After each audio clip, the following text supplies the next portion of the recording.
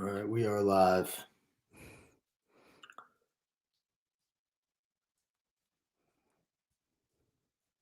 Give people a second to find us here.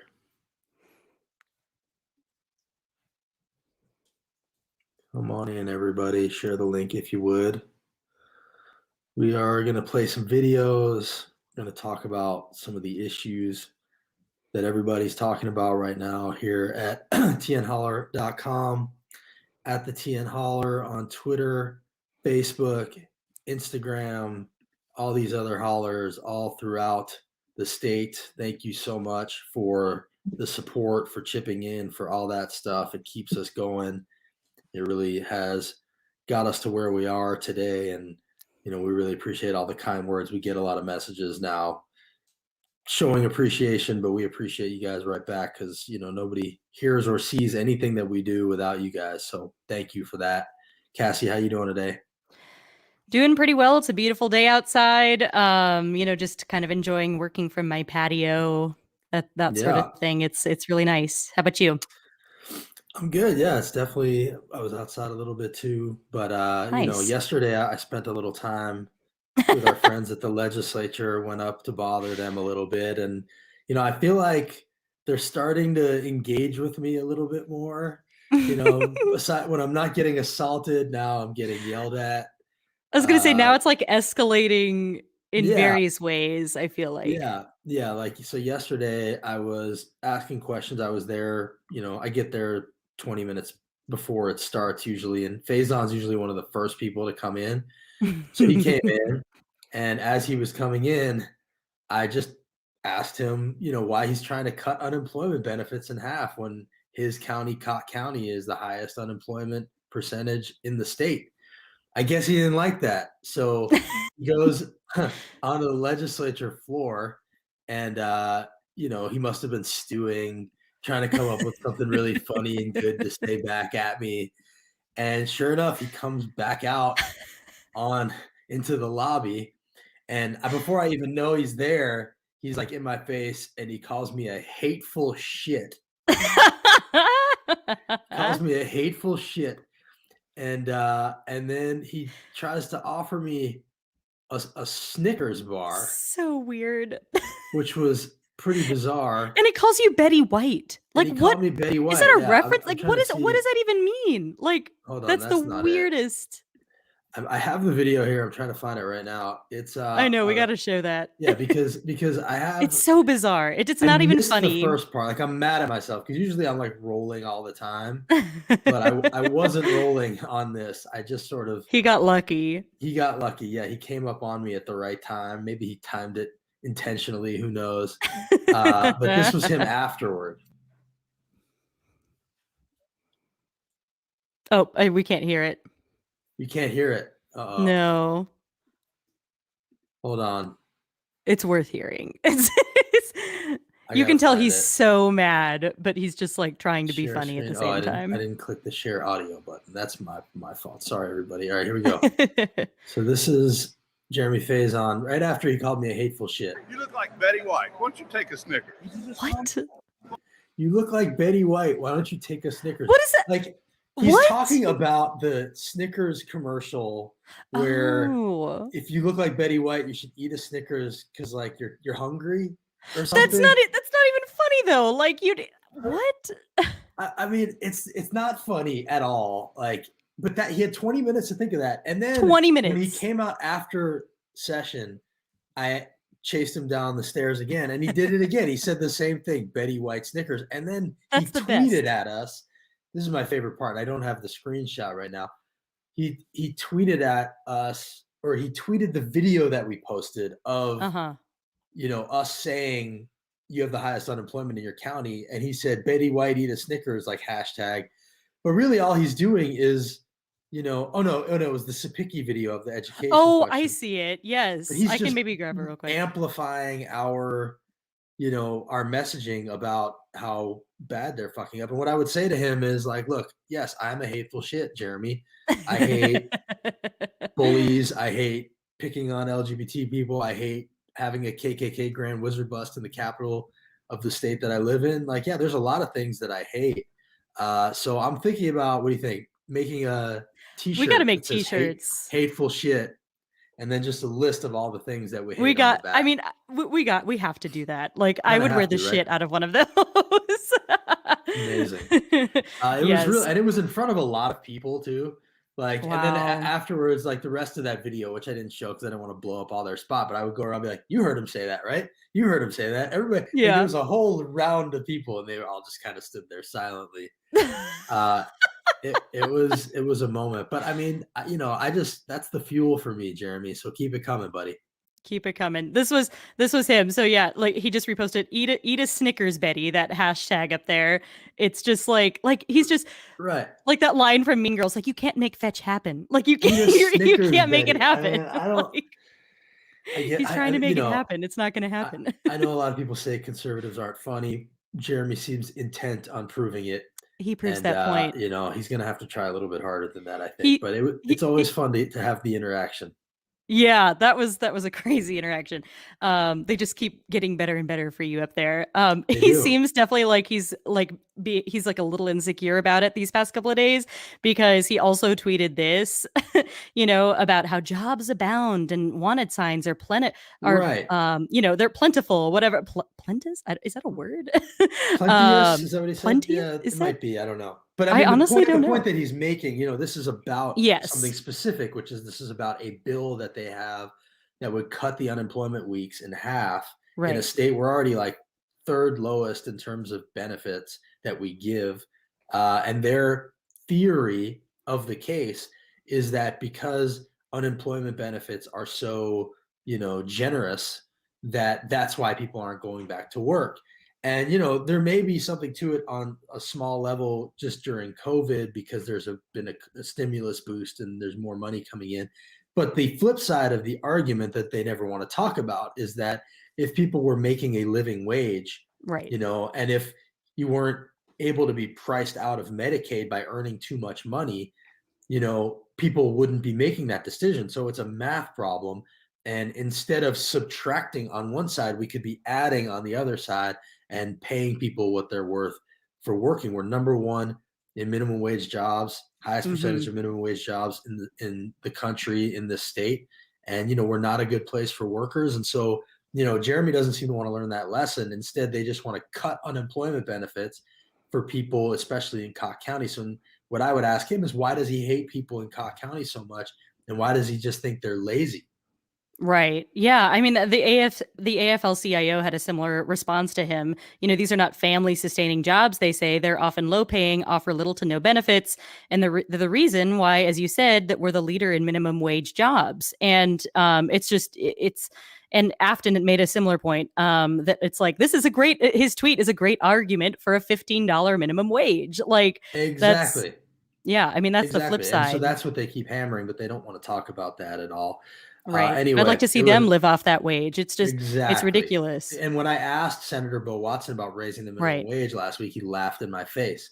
So, they really don't understand the pain that people are feeling, how hard it is to get by in this state, in this country, when you have kids, or even when you don't.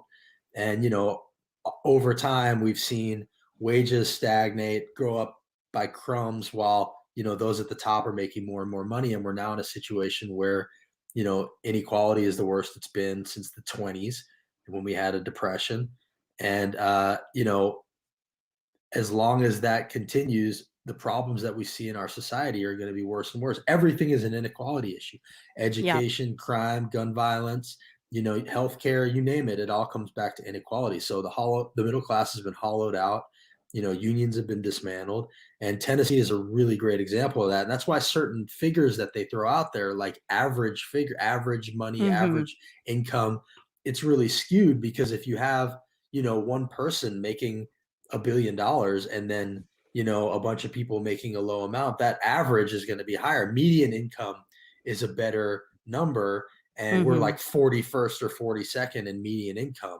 And then, of course, they don't like that number. So when the union right to work union amendment was up last week, Jason Zachary said, "Oh, he brought out the median income statistic, and he said we're number one ahead. We're ahead of we're number one in the Southeast. So even though we're 41st, we're ahead of all these other states that are terrible at this. Great. And he used that as like some, but number one in the Southeast. He didn't want us to Google that we're actually 41st in the Right. country. There's always a way of framing it in your favor. Always a way of framing it in your favor. Exactly right. Yeah. One of the things, it all is in the plan, as people are saying, we can see your comments. If you have anything to holler about, let us know. Message us. We will shoot you the link. Our buddy Jarvis Montez Turnley's watching. We see you. Lisa, Hey, we see Jarvis. you. Steven, what's going on, buddy? Sending us little tidbits all the time. Really do appreciate it. Steven actually said something about this next topic that we're going to talk about, which is the horror show going on in Knoxville. Any way you slice it, it was a horrible thing that happened. Yeah. Anthony Thompson, Ant is his name, was shot and killed in the bathroom at a school in Knoxville. This was like the fourth or fifth shooting that they'd had in a while. And the initial account from law enforcement, which I'm going to show you both the accounts we've now seen. The initial account on the left said, based on preliminary investigation, Knoxville PD responded to the high school on the report of a male subject who was possibly armed in the school. Upon approach of the subject, shots were fired. I mean, that's a pretty vague general way of putting that incident. Mm-hmm. Then it said a KPD officer was struck, notice the passive tense, at least one time and transported with injuries not expected to be life-threatening. One male was pronounced dead at the scene. Another was detained for further investigation. Now, when the reports of this initially came out, it seemed like there was an active shooter situation in the school, and the officers had, diffused the situation, killed the active shooter. It was a little bit heroic framing. But since then, we have learned that there's an entirely different way of framing this. And another careful breakdown has come out from TBI. It's on the right. This was yesterday. They said, after receiving the report of a student possibly armed with a gun, responding KPD officers located the student inside a school restroom at Austin East. Officers entered the restroom. Okay, so that's different than upon approach of the subject, shots were fired. During a subsequent struggle, the student's gun was fired. So the student's gun was fired. It doesn't say the student fired his weapon, right? So that leaves a lot of interpretation there. Then it said this was followed by law enforcement firing twice. And then it says preliminary examinations indicate the bullet that struck the officer, which we initially, from the first report, it sounded like the student had shot the officer. This says the bullet that struck the officer was not fired from the student's handgun. There's a lot of confusion in that. There's a lot of questions to be answered at the very least. And there was a video going around Facebook by a woman named Constance, who said she was in touch with the family. And this is what she said happened. I'm just going to give you the quick nuts and bolts of what she said happened. She said that the student, Ant, this is Ant, had a girlfriend. The girlfriend, and he got into a fight. She went home and talked to the stepdad, who had been physical with Ant before. Ant was scared of the stepdad, brought a gun into school. The stepdad knew he had a gun, called the cops. And then the rest is what came later. So it wasn't an active shooter situation, according to her.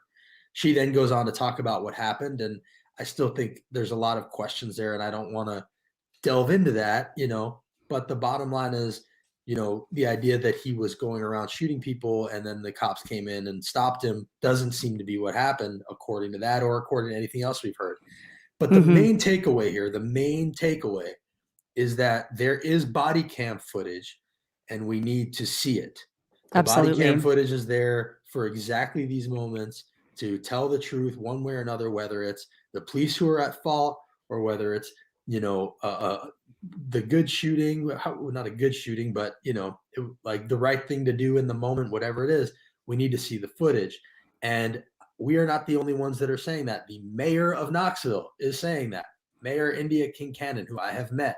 She's a progressive woman who won recently last year. She says, I hear and feel the frustration. I'm committing to transparency. Hope we can heal. And then she goes on to say, I have requested that District Attorney General Charmaine Allen allow the city to release the footage, redacted footage, from the shooting inside Austin East High School. She then says, however, as the chief law enforcement officer of Knox County, including the city of Knoxville, General Allen respectfully declined release of video at this time. She says she made this decision to maintain the integrity of the ongoing investigation and protect the rights of anyone who might be charged as a result. So this is Charmaine Allen. That is who is keeping the video from us at this moment. I don't know what's in the video. I don't profess to know what's in the video, but I do know that nobody is going to feel like they have the full story until we see it. And the longer they hide it from people, the more people are going to be frustrated and the more pressure there's going to be. So that's Charmaine Allen. This is her email, dag@knoxcounty.org. That's her phone number, 865-215-2515. We put that out there so that y'all can, I'm still getting used to saying y'all in person. Me too. I tweet it easily, but I don't say it easily on camera. So that we can all pressure her, because that's what needs to happen. So I'm going to flash this one more time. This is her phone number. Go ahead, Cassie. Oh, sorry. Yeah, no, that's totally, I mean, that's the most important thing right there that you're putting up, is for people to contact her and, pressure her to release the footage. And I mean, if we really want transparency, that's exactly what we need. And I think that, some of the points that you made earlier, and Angel is commenting and saying, I think I misread that. But I obviously, first and foremost, is that, this is just a tragic situation. It should have never, in my opinion, of course, resulted in the death of a student. And I think that, I think that in addition to us, pressuring them to release this footage, I think it's just a really good reminder that whenever this stuff happens, and I think that, other news outlets and just people in general have almost been conditioned to just take a police report at face value. And it's like that they're the experts. These are the ones who are experts on whatever the situation is, that, information is being released through them. And then a lot of it just gets laundered through media. And then, from there on, et cetera. And it becomes sort of public truth almost. And I think it's just a really good reminder that, and I'm not claiming to know exactly what happened, but I think that it's just always good to have a very, very, very healthy skepticism of what the cops are telling you. I mean, that includes the FBI, that includes, any sort of law enforcement. Look at these statements. Just from that, this is a exactly. I mean, can't take their word for it upon first. I mean, no, I don't think anybody really does, honestly. At this point, I think we are pretty well. We have been conditioned to do it, though. I think that as a society, I feel it. But I think more so lately, we have been deprogrammed from that. I hope so. Just with everything that's happened. Hope so. I certainly don't. When anytime we put out a statement, right, we'll say this is what they say happened. Of course, I would never put out a police statement saying this is what happened. Ever. Of course. At this point, I might have a year. 10 years ago, I don't know, but it's certainly not the case now.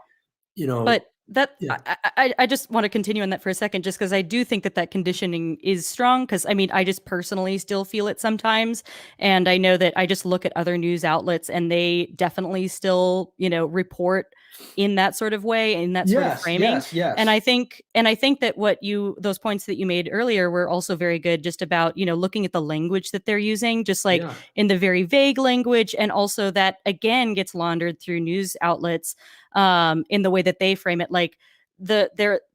a person was shot, instead of it being an active, the cop shot someone or the cop killed somebody. It's sort of using a passive, inactive, 100%. Tense or framing, which that language really matters in terms of how people are interpreting it. So it's just a really good thing to be aware of. Yeah, after I saw that Facebook video, which we haven't shared, just because I'm just cautious about sharing stuff until we get real answers here. We did share her, and we were thinking about inviting her on, and she gave a speech at the protest the other day, and we shared that. But she said in her Facebook video, that whole story, and that it wasn't Ant that shot the cop, it was the cop's gun that shot himself, and then the other cop shot Ant, and then their subsequent statement came out and sort of Hmm. backed that up.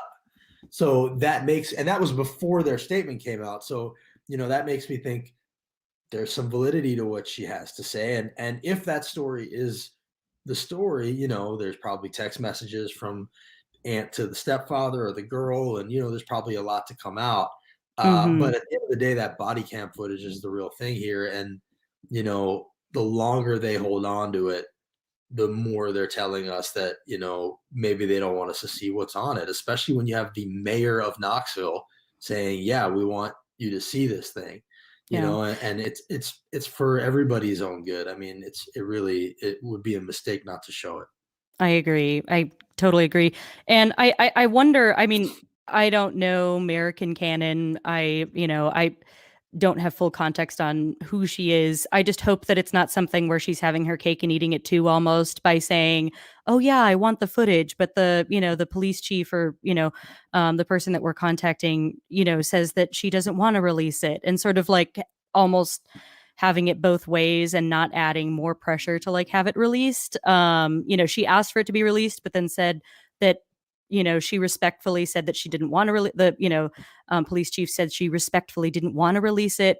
I think that it's incumbent upon American canon to continue asking for it to be released, and to use her platform and position to keep advocating for that as the mayor of Knoxville. So I hope that Right. And I hope that she keeps on that. I hope she does too. And I know there will be pressure. This certainly is not going away. And clearly the story that the student shot the cop shot the student, Hmm. that was damage control. And like that first moment of story that comes out it's important. That's why they're always Right. trying to get ahead of the story. They're trying to control the narrative. That's the first burst of attention.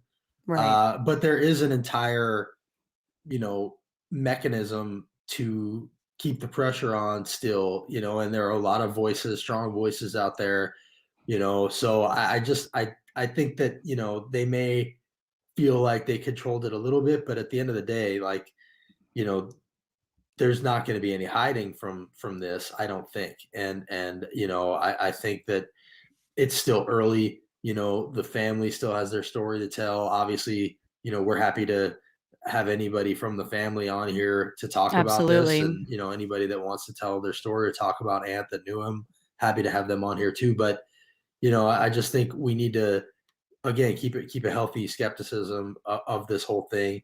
And it's also a reminder the timing of it was obscene. 4 days after Governor Lee signed his permitless carry nonsense, and NRA backed law, like the timing couldn't have been worse for him. And the one of the most telling clips to me is this clip of a copter shot when a local news anchor confused the shots Mm. because there were two shootings going on at once. Oh, this is live. So they are still gotcha. Okay. I forgot about the other shooting. So this is actually live. This is not our taped footage from Austin East High School earlier. The Knox County Sheriff's Office has got their helicopter back in the air because, again, we do have that other shooting investigation now underway about a mile away from the high school.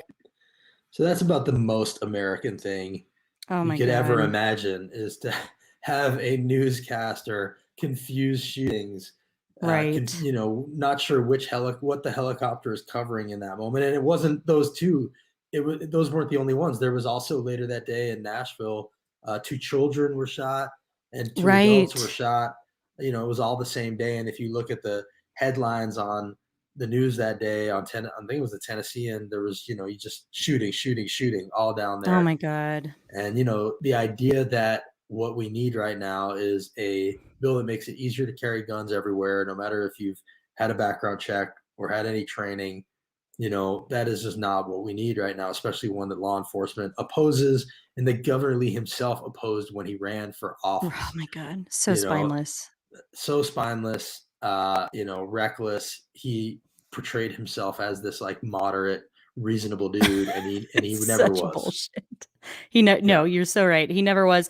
And yeah, Angel actually just also sent us this, that, just a reminder that 5 students have been, killed at Austin East, or shootings at Austin. Sorry, Yeah. fatal shootings at Austin East just this year.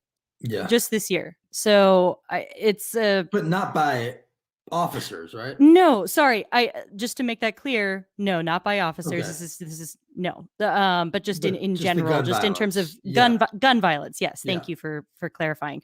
But regardless, from gun violence, it's just Yeah. absolutely a travesty. Yeah, it's horrible, and we have 5 of the 65 deadliest cities in the country in Tennessee, and no reasonable person is going to try to tell you that the this law is going to help that in any way. Angel saying some are by officers. I didn't know that. I would like to know which ones are by Yeah, officers, if you and could what let the us know. circumstances of that were. Mhm.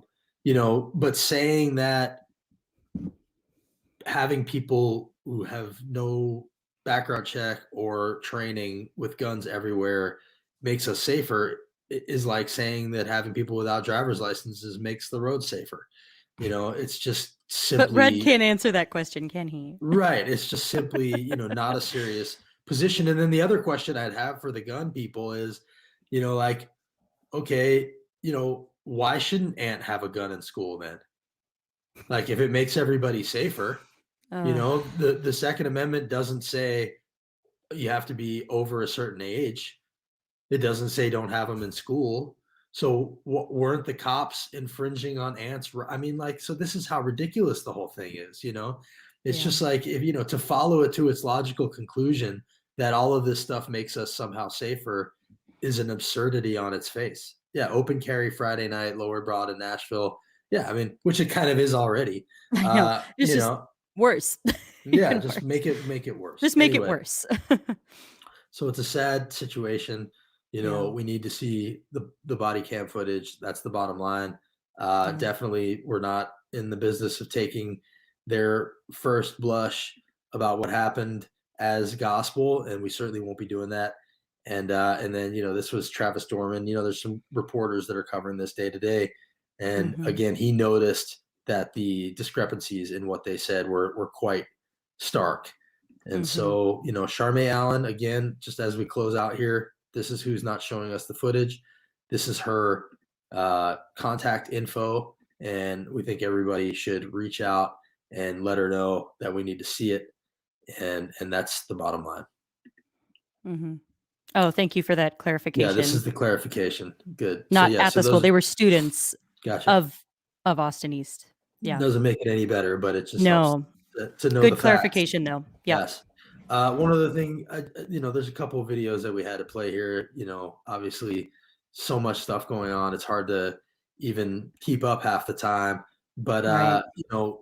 there was there's just so many anti-LGBT bills that we're seeing at the It's legislature gross. every single day. There's another one, and I was going to play a clip of them speaking out against it. But the bottom line is they just need to stop. Yeah. It's really just enough already. It's every single day. And there's 2 bills today. There's one from Kumar that like people didn't even really know it because it was an amendment that made the bill. It's the anti-trans healthcare, like not letting young trans kids have therapy. Then another one by Jason Zachary, which is the anti-trans bathroom bill. It's just sailing through committees because I think nobody even realizes what it is. There was no resistance to it. No votes even against. There's a couple of votes against it, but Jeez. there was some emotional testimony about the Kumar one, and I just want to play a clip of that as we end here. There was a lot of pushback about this, and the Democrats really did speak up, especially John Ray Clemens. He had this to say. To my left ideologically too. Why are we doing this? The fact that we're even talking about something that's not even necessary. Nobody is breaking the law. We keep having these debates, and I know books are next. If you knew your child or your grandchild had a 50% chance of thinking about suicide, or if your child or grandchild had a 3rd% chance of trying it, you would not be having this debate or bringing this legislation. And putting this in the headlines repeatedly is what's leading to this. It's the stigmatization. It's the discrimination. Please. Out of order. Please, I beg of you, let's stop. This is unnecessary, and let's end the debate. And all those in favor say aye. Opposed? No. Ayes have it. And it passed. Disgusting. Yeah. It's really sad. There was emotional testimony from a mother earlier that day. Bo Mitchell spoke out. Bob Freeman spoke out. There was a doctor there, and Kumar's a doctor. Yeah. And Kumar's a doctor who persecutes trans kids. He's a doctor who blocks Medicaid expansion. He's a doctor who, blocks medical marijuana in Tennessee. So he's a doctor who hurts a lot of people, kind of like Dr. Mark Green. So, just like we don't accept a police account just because it's a police account, having a doctor in front of your name doesn't mean that you're helping people.